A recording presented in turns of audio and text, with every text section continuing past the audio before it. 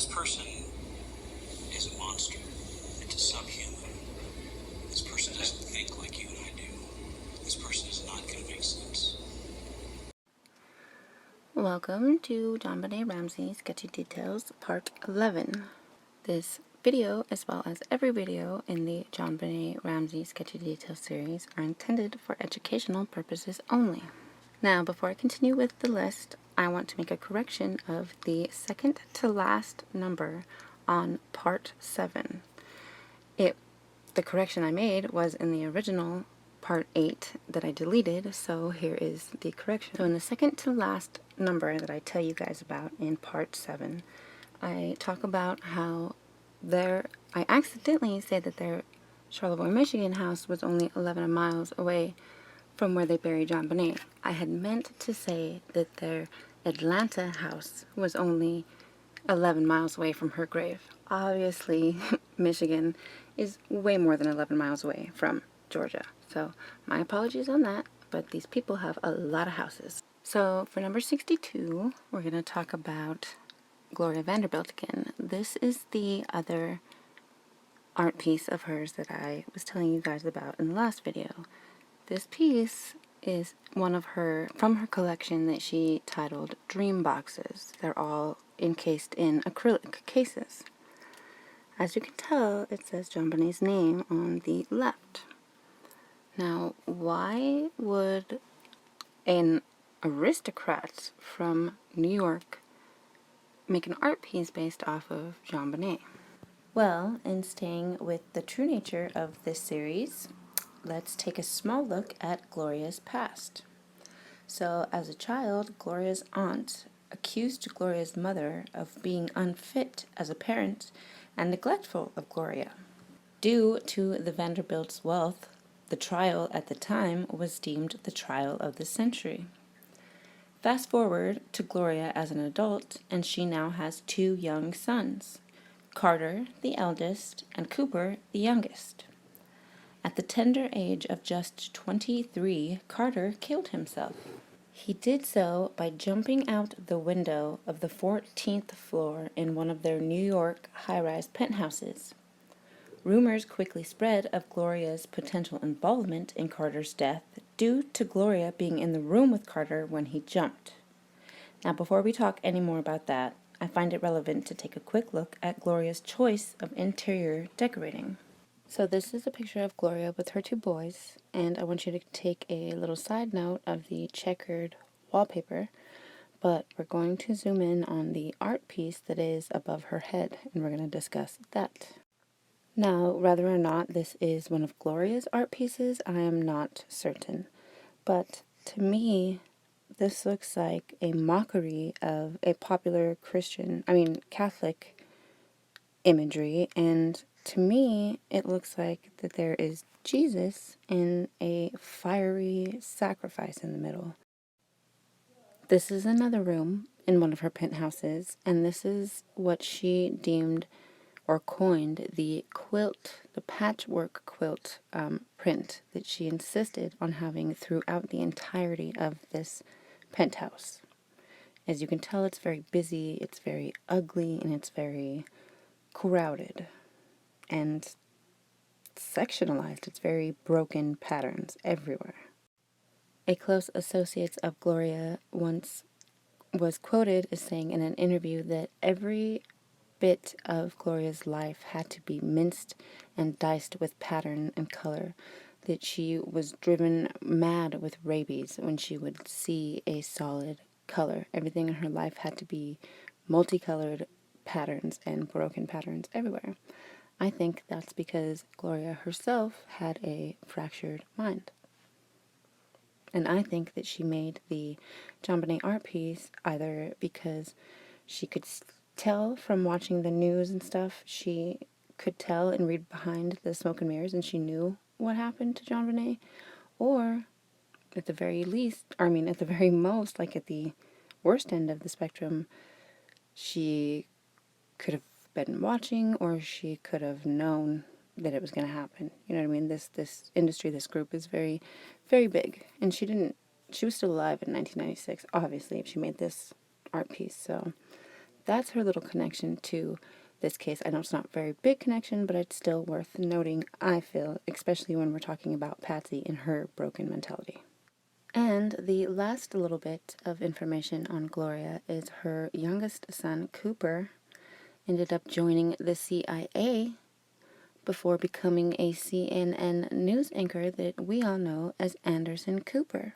His real name is Cooper Anderson Vanderbilt.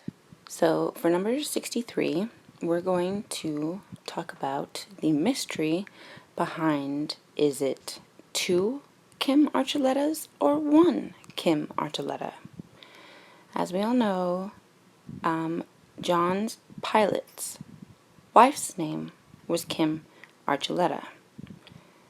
The 911 operator who answered Patsy's 911 call was also named Kim Archuleta. It has never been established or discussed or settled if it's the same Kim or if there's 2 Kim Archuletas in this case.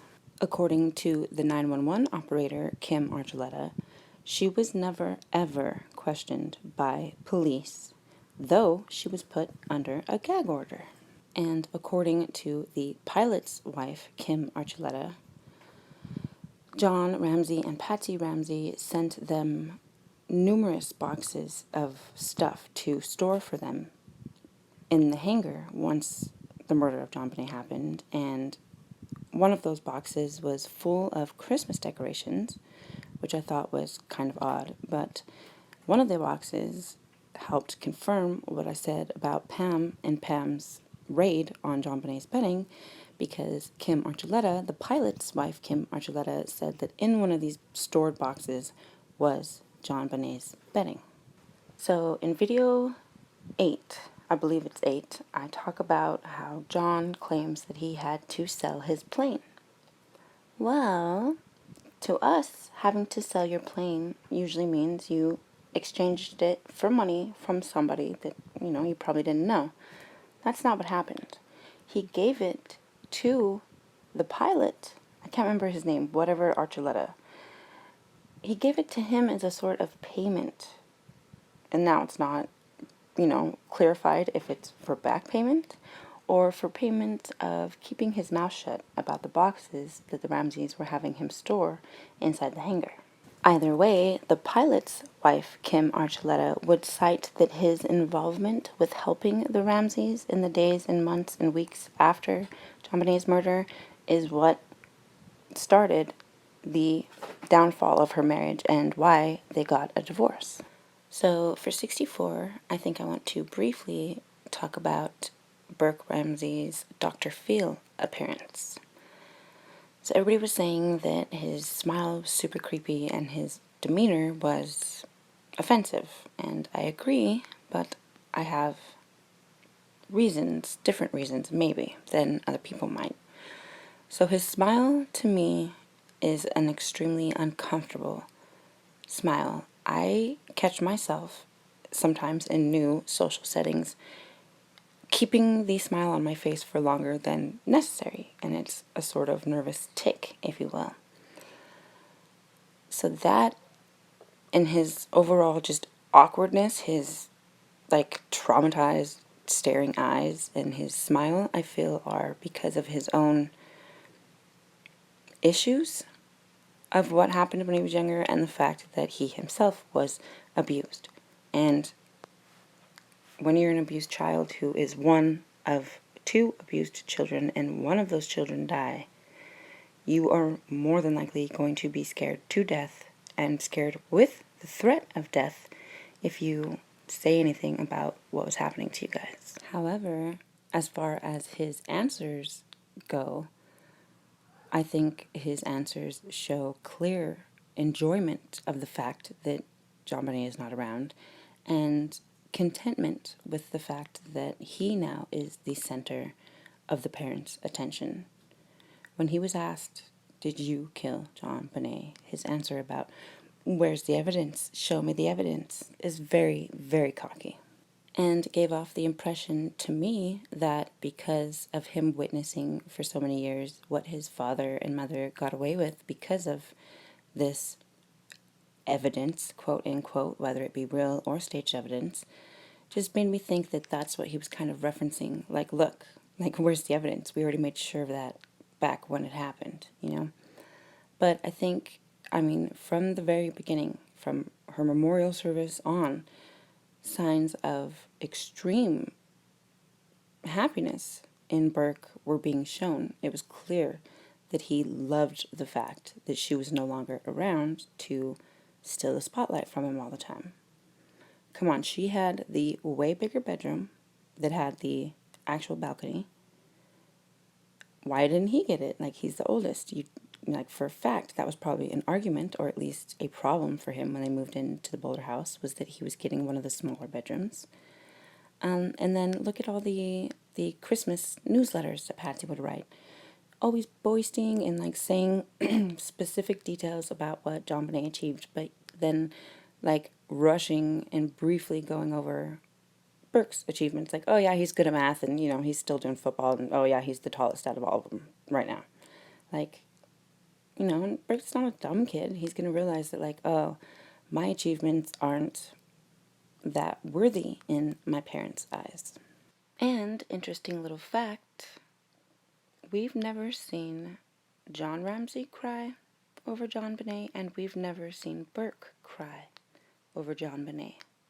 And we've never seen John Andrew cry over JonBenét. Technically, we've never seen Melinda cry over JonBenét either, but it's supposedly in one of the police reports that she was hysterical. So only Melinda and Patsy shed a tear for JonBenét. Maybe if you were too worried about being caught and you had a lot of guilt, it would prevent you from expressing the proper emotions, which would have been sadness and tears. Due to Burke's childhood neglect, I feel that he became very self-absorbed and very selfish in his way of thinking. You can even see it today in his, Dr. Phil interviews, that he's very, very self-centered. Everything he answered was very, and yeah, he's the one being interviewed, but it's from a very self-spotlighted perspective. One thing that all three of the remaining Ramseys share was their complete inability to hide their true narcissistic personalities in the interviews that they gave. One more little family dynamics strange fact is that now Elizabeth died in 1992, right? And JonBenét was born in 1990. So that should have been 2 years that, Elizabeth had options and chances to see JonBenét. We don't see any pictures of Elizabeth with JonBenét or the entire family together.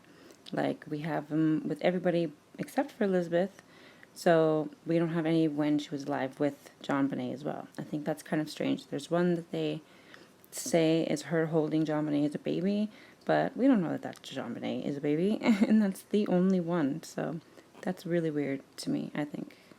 Now, jumping back to Burke, this picture here, now before I say this though, obviously the Ramseys have not and did not give the public and give us every single family picture that they've ever taken, right?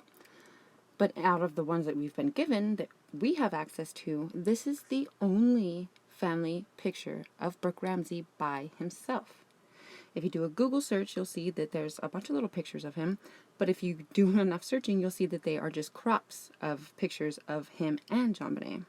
Now this picture here is another picture of Burke by himself, but it's after she died, because it's from these pictures, which is from a magazine, so these aren't even family pictures. So clearly one child was being favored, and it was obvious who was being favored. So it was probably obvious to him as well that it wasn't him. So for 65, as promised, we're going to talk about the different levels of the Scottish Rite of Freemasonry very briefly, and that is simply due to the fact that I don't know a lot about this at all, as most people that aren't in these groups don't. Nobody really knows. That's why it's called secrets. But any religion that is stemming from the ancient mystery religions, or any ultra-orthodox religion that has these secret teachings, I have been finding lately that they're pretty much just child ritual sexual abuse. I know it's gonna sound crazy, but I have an example for you guys of the type of mob mentality that these people will have against someone who is trying to oust the abusers. And the reason I'm tying that to the Freemasonry stuff is because if you look at the picture on the right, to the right of the page, running vertically, it says Consistory of Princes of the Royal Secret. Now, before I give you the example, I want to explain the little bit that I do know about the Freemason rankings. So the full picture that's on the left side, if you notice on the bottom, it says Blue Master Lodge Mason. These are the lower Masons that we see on the streets, the public streets. When you drive by and you see any sort of lodge, an Elks Lodge or an Eagles Lodge, these are all the Blue Master Lodge Masons. None of these Masons are going to be aware of what the higher-ups do, take part in, or what it's all about. None of them. So if you even try to talk to these ones, they're going to say that you're crazy because they don't know about what the ones above them do. However, even if they did know, it's not like they're going to tell you, because part of the graduation of these different levels is the commitment and the loyalty to keeping the secrets and your devotion to the group. Like, more so than your family, more so than anybody, you're supposed to devote yourself to this group. Now, for the example, there is a rabbi named Nuchem Rosenberg. I may be pronouncing his first name wrong, but it's Nuchem. I advise that you do go to the link that I'm about to provide and read the article for yourself, because I'm not going to say the graphic details in this video. I'm just going to briefly bring it up, but I really want you guys to read it so you know exactly why I'm linking it to this case and this group of people, this giant group industry that we're talking about. Now, around the year 2019, so very recently, he was the victim of a bleach attack, similar to an acid attack, but with bleach, and he actually almost went blind in one of his eyes. Well, the reason why he was attacked with bleach is because of what he was saying about some of the higher-ups in the ultra-Orthodox Jewish community.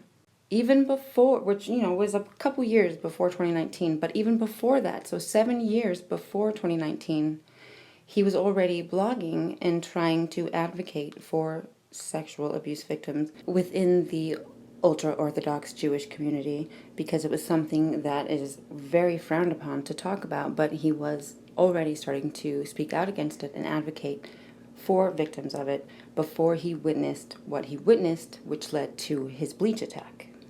And what he witnessed was he went into one of their ritual community bathhouses, which is basically just a sauna. There's not like real baths, so there's, it's a steam room. And upon entering, he witnessed a older rabbi, he said, much like himself, so meaning like old, like gray beard and everything. And he is raping a 7-year-old boy in the ritual, spiritual, religious bathhouse. And so Rosenberg confronts him about that and says, what are you doing? Like, that is against God. Like, what is going on? And the guy hits Rosenberg in the face with this like cane of his and tells him, how dare you interrupt me, and blah blah blah.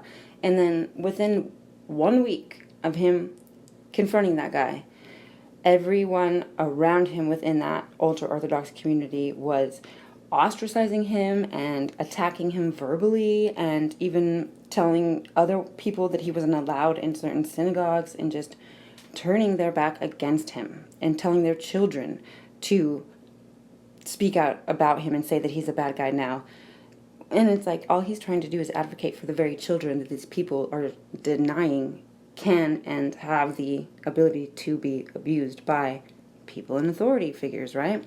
So that shows you the mob mentality, how easy it is for people to go along with what the group is saying and thinking without even questioning why we're doing this or researching for yourself what the other side's story really is.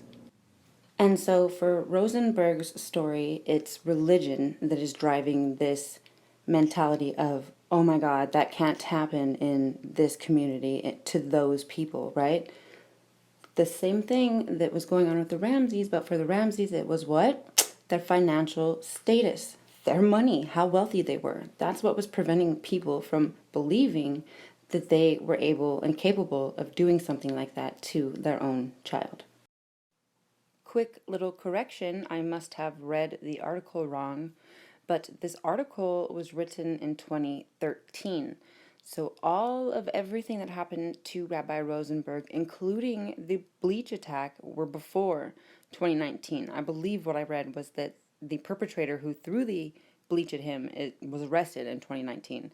But the article I'm leaving the link to was in 2013. So all of this happened before 2013. So before he saw what he saw, he was already, had his blog open where he was allowing people in the Hasidic Jewish community who had been abused come forward just to him confidentially and tell their story. He even admits that, during that whole time, he sort of didn't know if he believed it truly or not until he saw for his own self with his own eyes. Also, a little disclaimer, I guess. So, I very well could be pronouncing Newcham and Hasidic wrong. I could pronounce a lot of things wrong, especially when it comes to people's names. I do not, in any way, shape, or form, mean that in a negative way at all. I do not mean any offense by it or anything. So, it's gonna happen because, well, I don't know the correct way to say it. Simple as that. So, no harm, no foul. And last little snippet for the Rosenberg story. His bleach attack took place in Brooklyn, New York. Where he saw and witnessed what he did was all the way in Jerusalem. So it shows you how far-reaching word can be and how people will still follow it very dedicatedly, no matter how far away they are from where it happened, where the command is coming from, or anything. So just keep in mind that certain people will completely, 110% commit to these clubs, these adult clubs. Some of them are religions, but as far as the Freemasons and this industry that we're talking about, they are not religions. I'm sorry, but they're not. Also, for the sake of clarification purposes, I guess, this series may have me talking a lot about religion and Jesus and, Christianity and all kinds of different religions. And yeah, I end my videos with God bless, but I myself am not religious. I don't belong to any organized religion, and I don't associate what I believe with any known organized religion. I do, however, respect anyone's choice of religion, and with, certain situations like with Patsy, someone who lives their life by their religion, you have to take that into account as a big factor of why they would do certain things that they did. Just so nobody gets under the wrong impression that all of this thesis is coming from a religious fanatic or someone whose mind is extremely indoctrinated into whatever religion.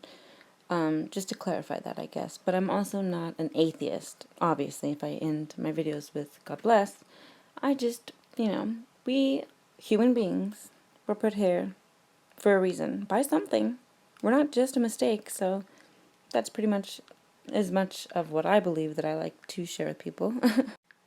So for number 66, and the last one on this video, the quote that I end all my videos with is a quote from a man named JamesR.Gaines. I've seen it written both ways, where it ends with where we are, and also ending with the world we live in. So which one it is for sure, I'm not sure, but I do it with which world we live in being the last thing that I say. I've seen it written both ways, so I'm not sure. And so James R. Gaines put it in the January 20th, 1997 issue of Time magazine when he was a former managing editor for Time magazine. Now, his quote inspired another man named WalterA.Davis to write a play. The play is called An Evening with JonBenét Ramsey, and he delves into what sort of life Miss JonBenét would have led had she survived the attack on Christmas night 1996. It's very artistically done, yet at the same time very realistically and honest.